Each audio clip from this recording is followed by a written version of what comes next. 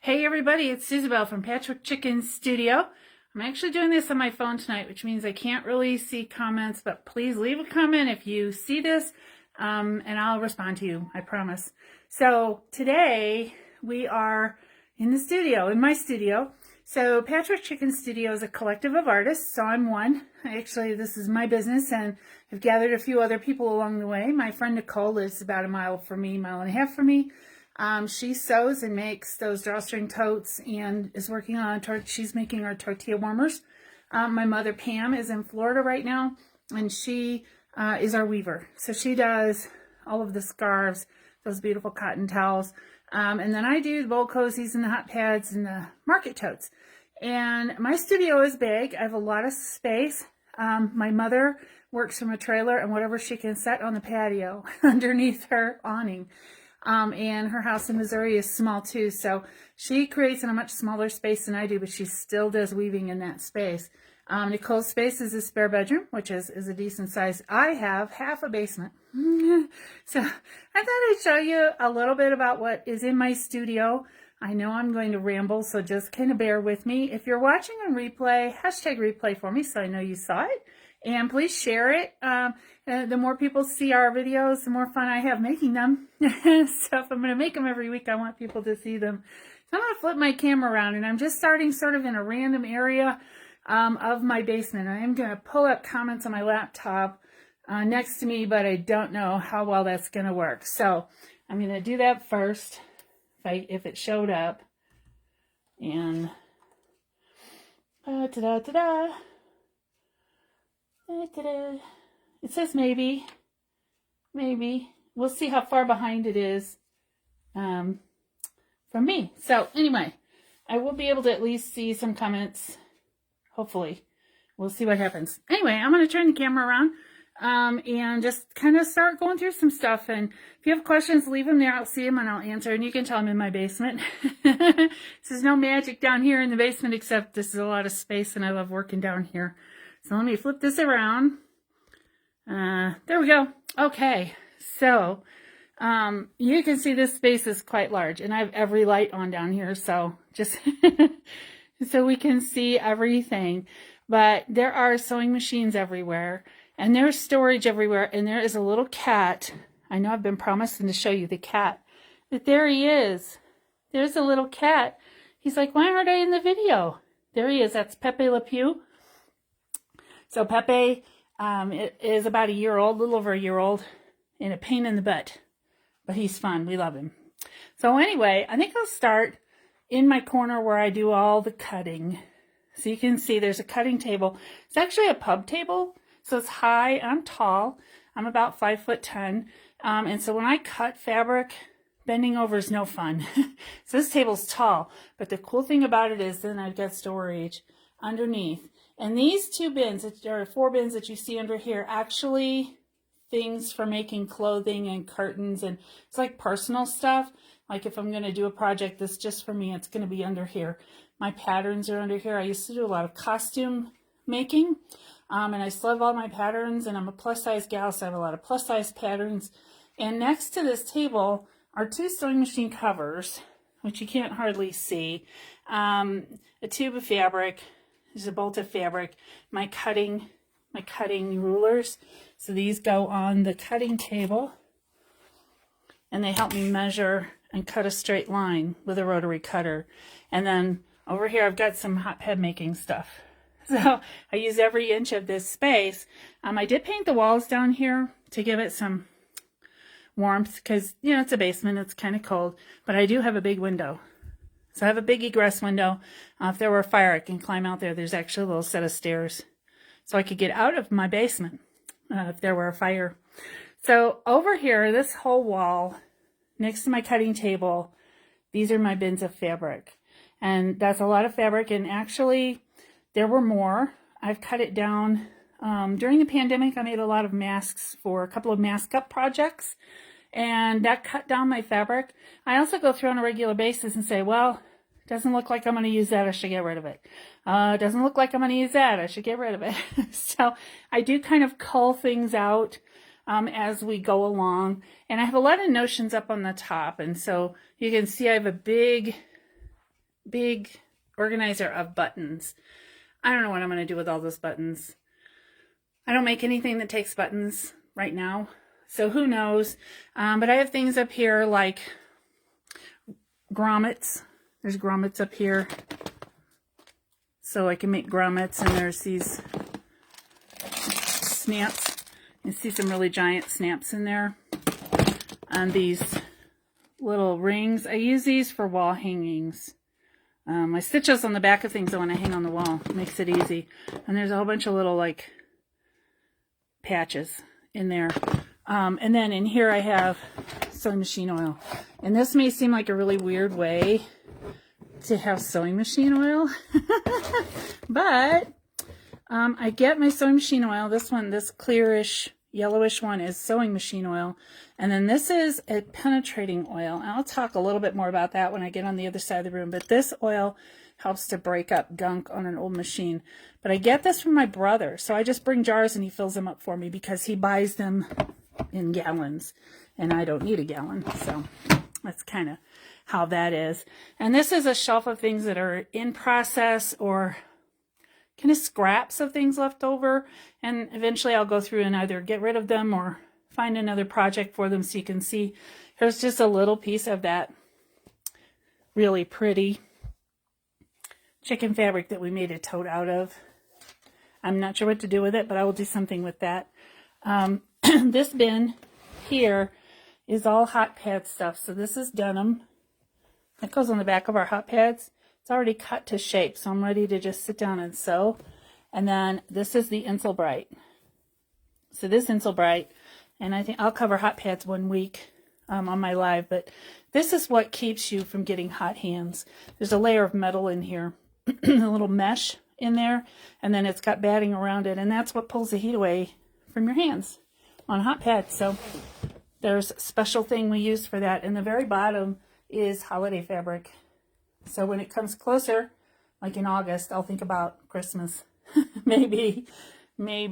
And then there's all these other bins of fabric. This is, and I just kicked the cat toy. This is all cotton. So cotton for making hot pads or whatever I come up with.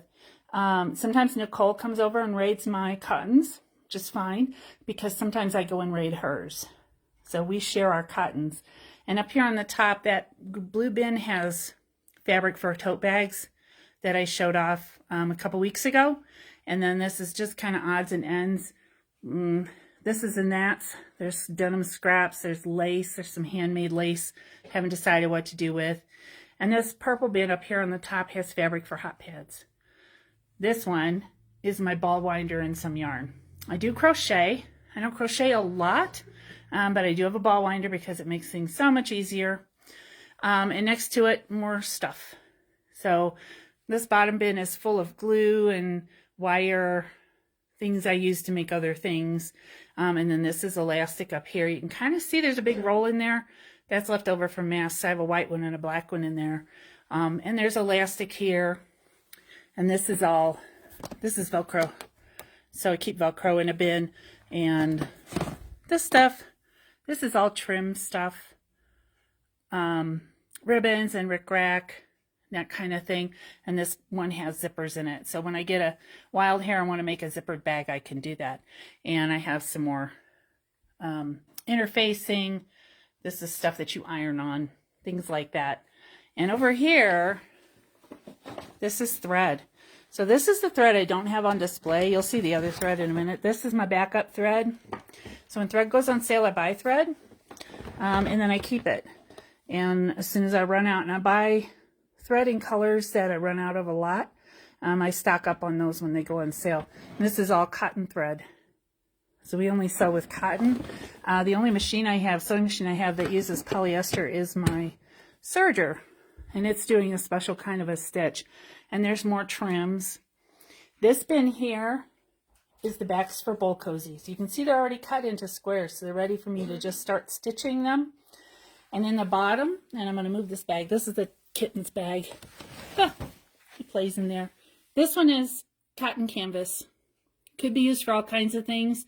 Right now, probably set aside for bowl cozies. And on the bottom of this one, again, another bin of canvas, and that's for bold cozies.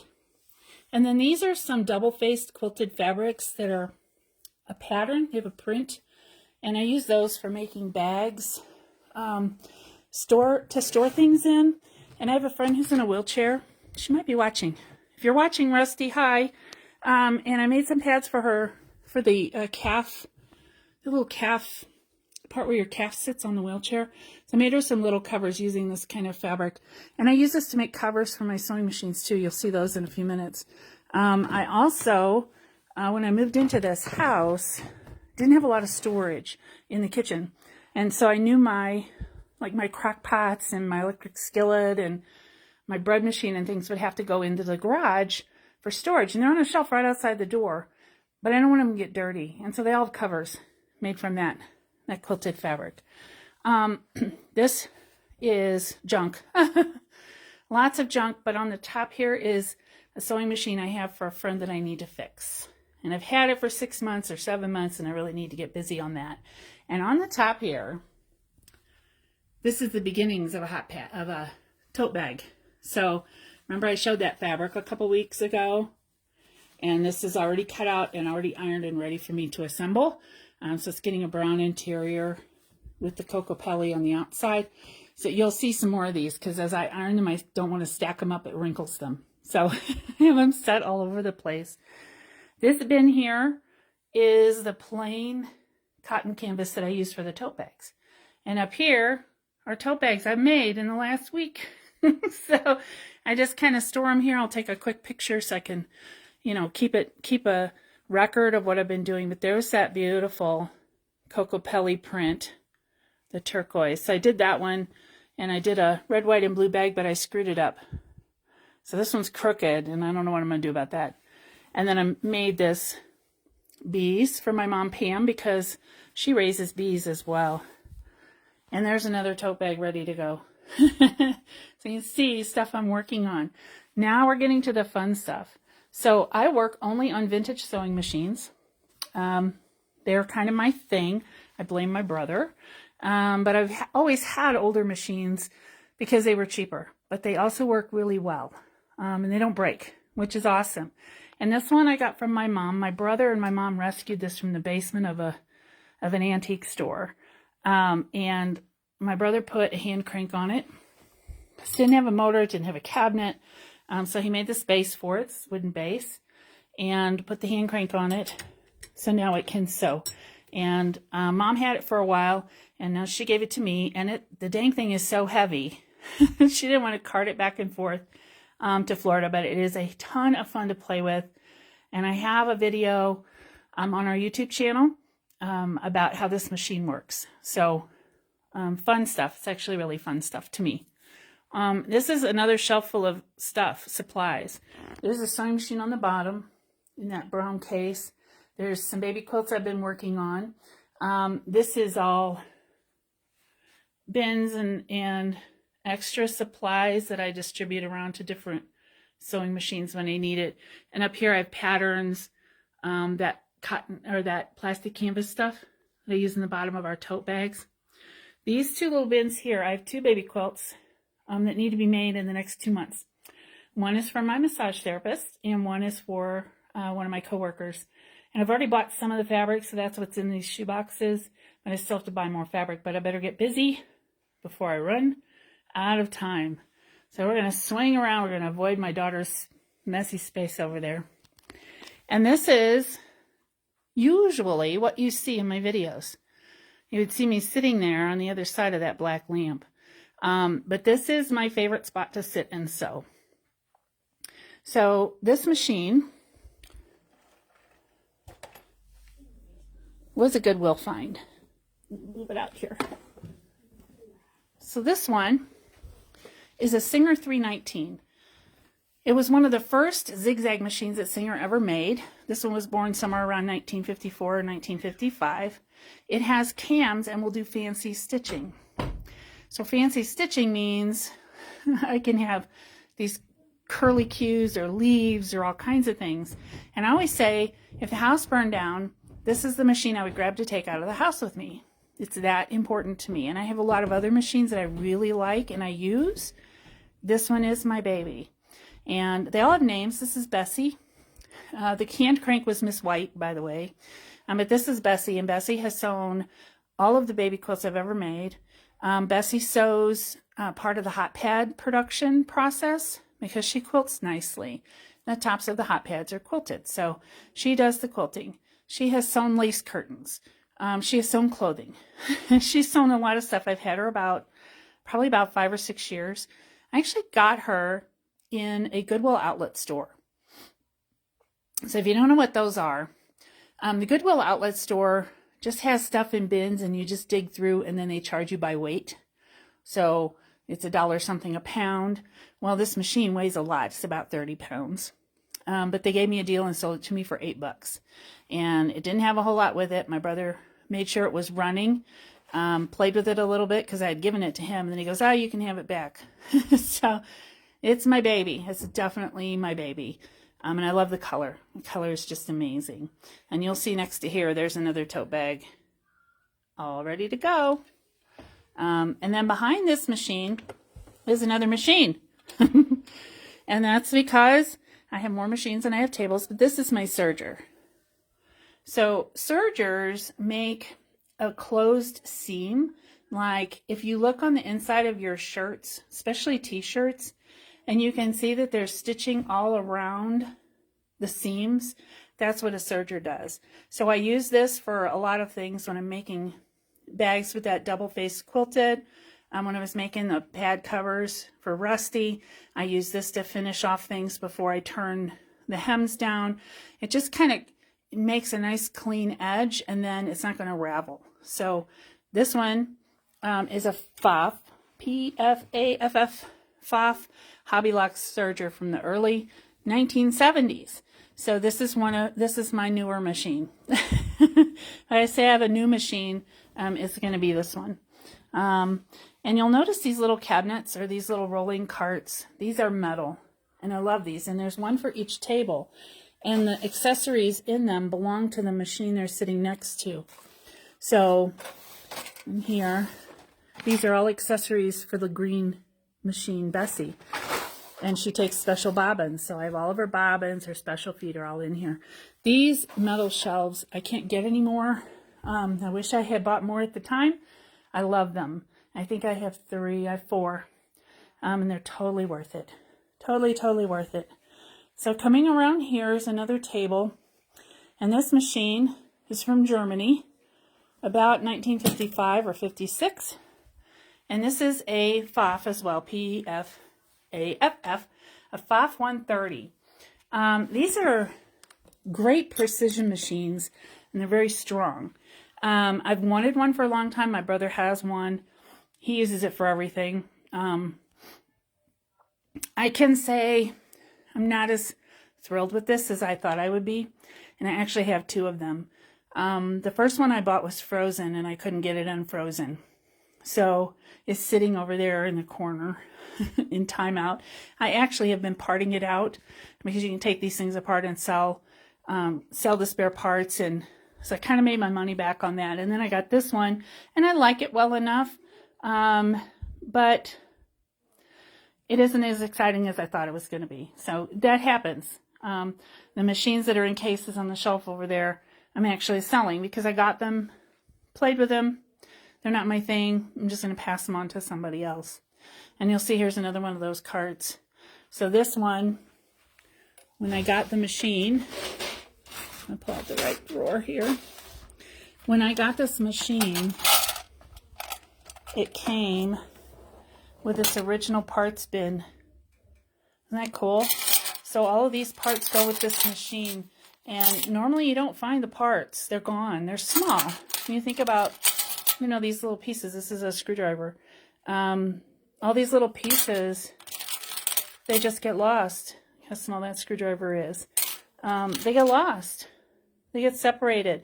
What happens is, you know, somebody uses the machine and they may pass away. They may get sick. Their family cleans out their house and nobody sews but the person who just passed away. And so nobody knows how important all these things are. And they get separated. So you can find replacements, but they're expensive. And I will find accessories at the thrift store. I buy them every time. Even if I'm not sure I can use them, I buy them anyway because you never know. I might find a use for them. So here's another one of those cabinets, and this goes with this next machine I'm going to show you. So this one has all of its stuff in it for this particular machine. And you'll see I'm pretty organized. That's important to me. But I have all my tools in this nice little, I found these on clearance somewhere. I think Office Max or something. And I just put cups in them. And then they hold all my stuff. It's great. So everything I need is in here. These brushes, you wonder why I have paint brushes.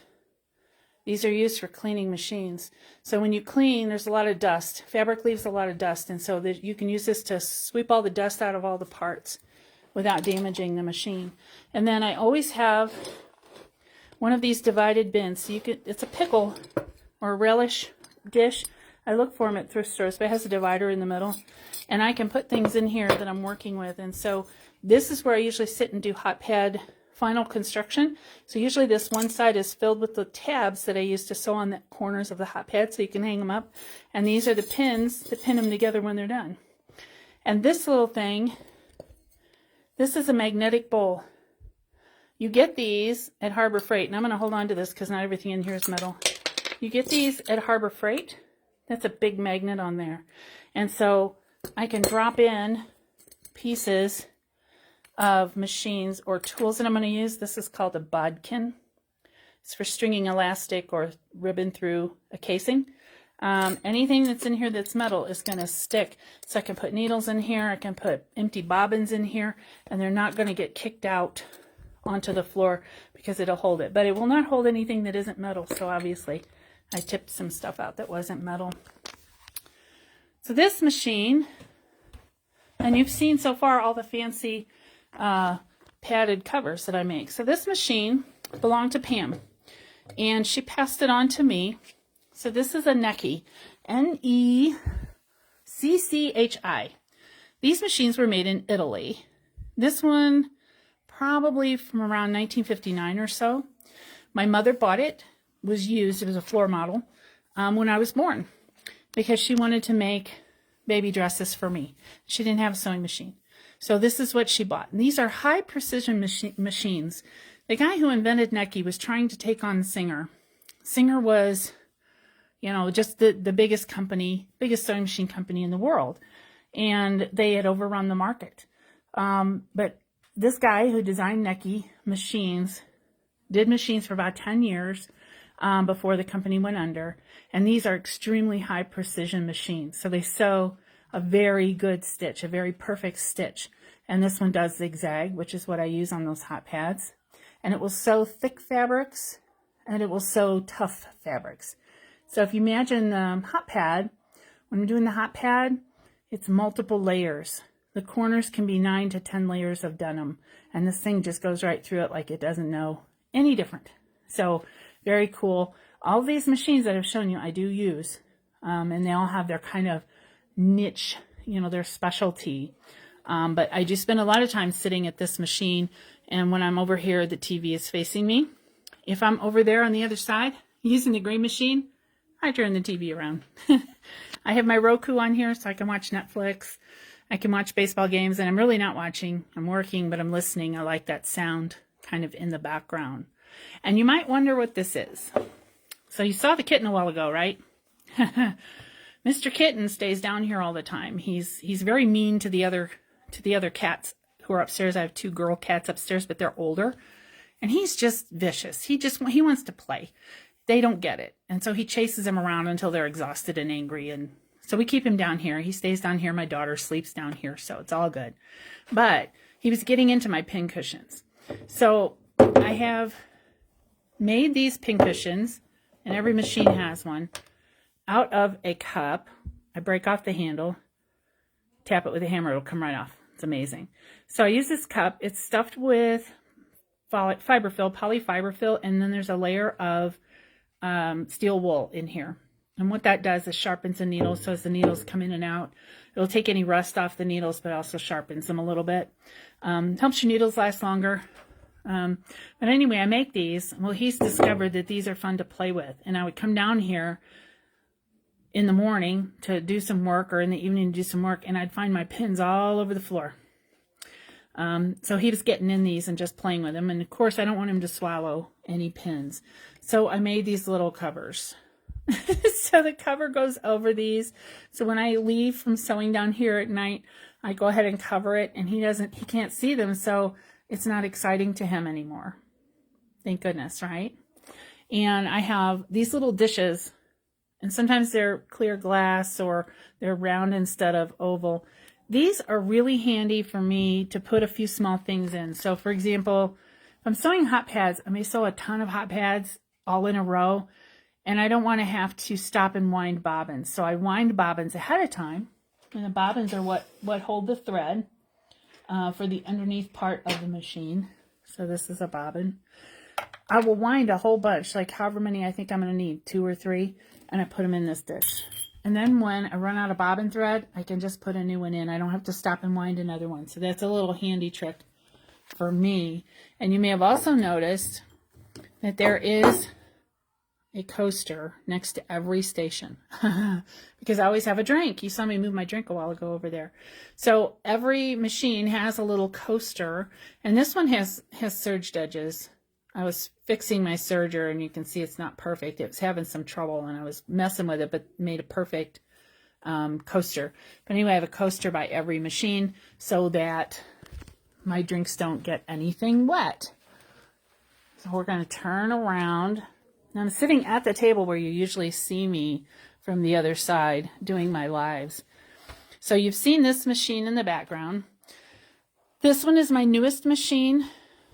And this one is a Singer 201, specifically a 201-2. And anybody who knows vintage machines knows how special a 201-2 is. So a 201-2 has something called a potted motor. There is a whole video about this machine on my YouTube channel. And you can get there from our Facebook page or from our website. But this is a potted motor. And it's potted, called potted because it looks like a little pot or a little dish.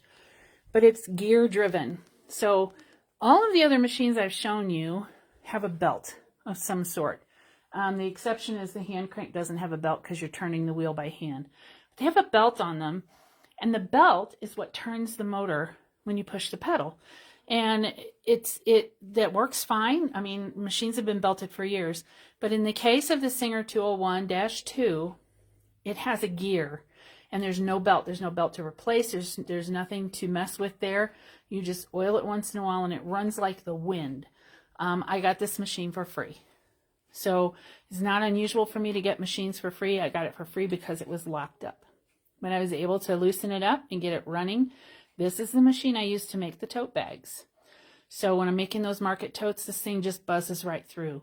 It's very fast, and they call it the Rolls Royce of Singers. So it's the fanciest, apparently. That's what they say. But I like it. I've had it since a little before Thanksgiving, I think. Really enjoy working with it. And you can see it has its own little cart. So everything I need for it is in there. And then this is my workbench. So when I talk about working on a machine, this is where they go. And they sit here for me to play with them. This little machine here is a Damascus. I picked it up at a little salvage place that was going out of business. And I took it to my brother over Christmas because I want to put it in a treadle, but it didn't come with a treadle. It was just the machine. So he's built me a treadle table with a treadle base. It's upstairs in my garage. I'm waiting for the weather to warm up so I can finish it. It's all sanded. It's just ready for me to stain it. And this wooden enclosure will just drop right in, and then all I have to do is attach the belt. It does need a little bit of work. The tension is a little bit of a mess. So it's going to sit here on my workbench until I get around to it. I have a lot of tools. I keep tools here for everything I do. So pliers and little screwdrivers and all that good stuff. And some oil. These are little oil bottles. Remember I showed you the colors a while ago? That's the penetrating oil. And it looks like I need to open that one. And this is just regular sewing machine oil. And Goo Gone to take off junk. So this is kind of my workbench, and underneath the workbench is that donor, that dead machine that I'm parting the pieces out, and there's a couple of lamps under there. And this is my oldest machine. So I got this one for free as well. This is my only working treadle at the moment. but I will have that other one running too. But this is a Singer 66, made in Scotland, dates to 1904. This machine works just beautifully. And when I got it, I had to clean it up. It had been sitting in a shed for a long, long time, 30 some years. Cleaned it up, oiled it up, but it ran fine.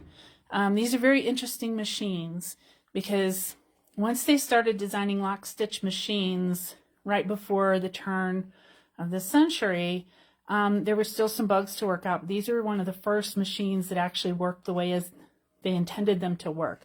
And it does so beautifully. It doesn't do anything fancy. It just sews a straight stitch. It has very limited accessories because of its age, but that's okay. It works fine. And has a beautiful cabinet, plenty of room to work on it. And you notice it's by the window.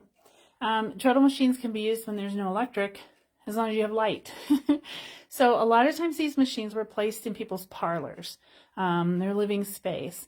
When the machine is folded up inside and the cover is pushed down over it, you can then, it's just a cabinet. It's just something you could set a book on, plant. In fact, a lot of these cabinets have had damaged tops because a plant sat there and got water on it. But it could be a useful piece of furniture when the woman wasn't sewing on it. So they had a special place in people's homes. This one came from Scotland, but I don't live in the UK. I live in the United States. So this came over on a boat, probably with a newlywed. The person I got it from was in his 80s, and it was his mother's machine. And she may have gotten it from somebody else, or it may have been hers. He didn't know. But we know it came from Scotland, and you can date these machines by their serial numbers. So that's how I know it's from 1904. So this is my oldest machine. This is my antique. The Damascus on the tool bench is also an antique, probably from around 1920. Everybody else is newer. Isn't that funny? The 201 is from 1956. So still, I have nothing new. Nothing new. And I like my old machines. They're my favorite. So now you've had the complete 360-degree tour of my studio. And if you had questions, I hope you put them in the chat or in the comment section because I can't see them on my phone. And we're at a little over half an hour, so I'm going to go ahead and cut this one off. I hope everybody's having a good Wednesday. I'm going to go upstairs and eat some dinner. I haven't had dinner yet. There's no baseball game to watch tonight because it's apparently raining where my baseball team plays in St. Louis. So no baseball game today, but I'll do something else tonight. I do have some sewing projects like those tote bags you saw, 3. I think you saw 3 of them already cut out ready for me to work on. So I may do that. Anyway, I hope you're having a great night. Take care of yourselves. I'll see you next Wednesday.